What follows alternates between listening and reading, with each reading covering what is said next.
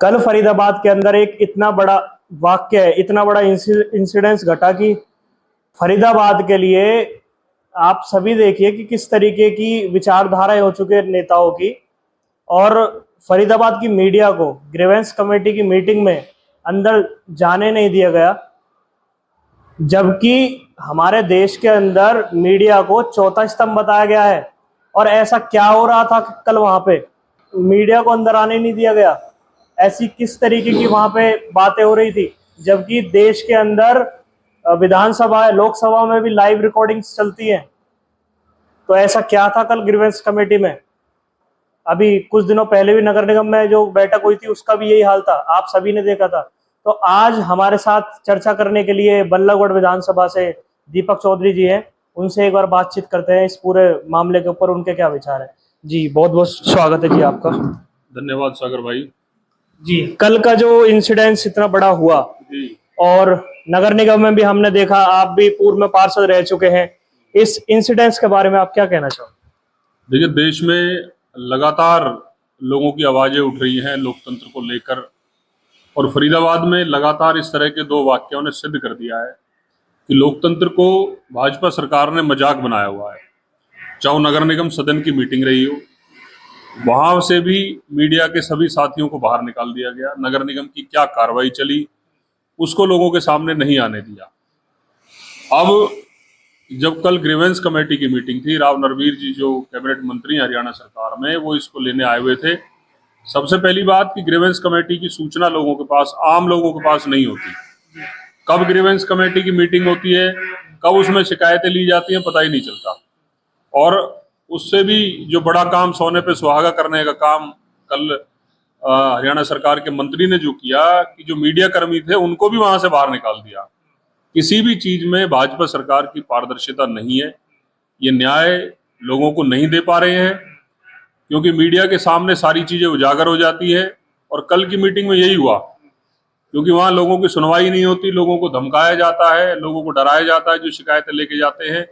उससे पहले भी एक मीटिंग में राव नरवीर जी ने हमारे यहाँ के स्थानीय विधायक व पूर्व मंत्री मूलचंद शर्मा जी को धमकाने का काम करा, उनके साथ दुर्व्यवहार करने का काम करा।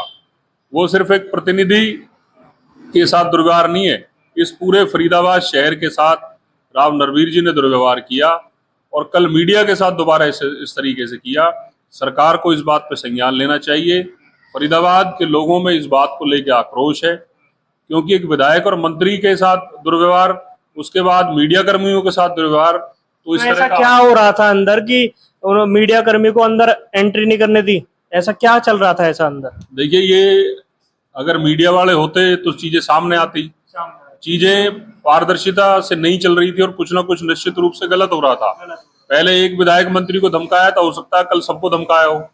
तो ये सारी चीजें लोगों के सामने ना आए, इनका मजाक ना बने, इन सारी चीजों से बचने के लिए लोगों को सही न्याय जो नहीं देते वो सारी चीजें लोगों के सामने आ जाती है।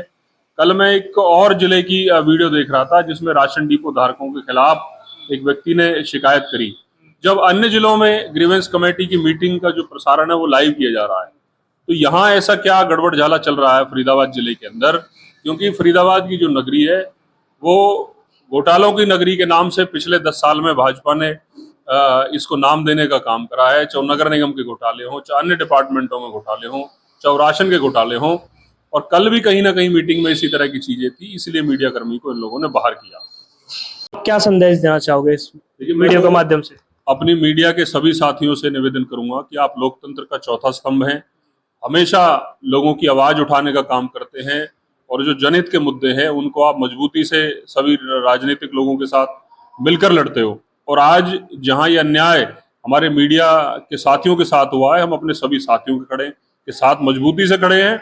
और मैं तो सभी मीडिया के साथियों से निवेदन करूंगा कि आप लोग मजबूती से ऐसी मीटिंगों का स्वयं विरोध करें, बहिष्कार करें, ऐसे नेताओं का बहिष्कार करें, और ऐसे कार्यक्रमों को स्वयं ही इनकी कवरेज बंद कर दें। और ऐसे जो नेता जो भाजपा के जिनका ये व्यवहार है उनकी बिल्कुल 100% जो मीडिया कवरेज है वो प्रिंट मीडिया में भी, सोशल मीडिया में भी, उसका बहिष्कार किया जाना चाहिए। तभी इन लोगों के सामने पता चलेगा कि मीडिया की कलम में क्या ताकत है, मीडिया के कैमरे में क्या ताकत है। तो आप देख सकते हैं हमारे साथ दीपक चौधरी जी थे जिन्होंने पूरा वाक्य बताया। और मैं आप सभी को बता दूं कि पहले पत्रकारों को इनवाइट किया, उसके बाद इनवाइट करने के बाद जब उनसे सवाल किया गया तो जो हमारे मंत्री है उन्होंने माफ़ी मांगी कि मैं अपनी कोई इसमें सरकारी अधिकारी का कोई इसमें कोई रोल नहीं है, और मैंने मना किया है पत्रकारों को अंदर अलाउ करने के लिए, और इनको आप सभी से मैं माफ़ी मांगता हूं, क्योंकि हम लोग सिर्फ आम आदमी की और आम जनता की आवाज़ उठाने के लिए काम करते हैं। और ग्रीवेंस कमेटी में भी यही सारी चीज़ें होती हैं, जो परेशान लोग हैं वो सब वहाँ आते हैं और अपनी शिकायत बताते हैं। इनके जो अधिकारी हैं, अधिकारियों की पोल ना खुल जाए उसकी वजह से मेरे हिसाब से ऐसा कुछ वाक्य हुआ हो, या क्या नहीं है क्या है हमें नहीं पता उस चीज़ का। और एक मैसेज दिया है फरीदाबाद के पत्रकारों को। इस वीडियो के माध्यम से मैं भी आपसे सभी से यही अपील करना चाहूँगा कि भी अपनी जो ताकत है उसको समझे, और इस तरीके के जो नेता, जो स्थानीय अधिकारी है, जो मंत्री है, उनका बायकॉट करें। इस वीडियो को ज़्यादा से ज़्यादा शेयर करें। कैमरामैन जय तनेजा के साथ मैं सागर, धन्यवाद।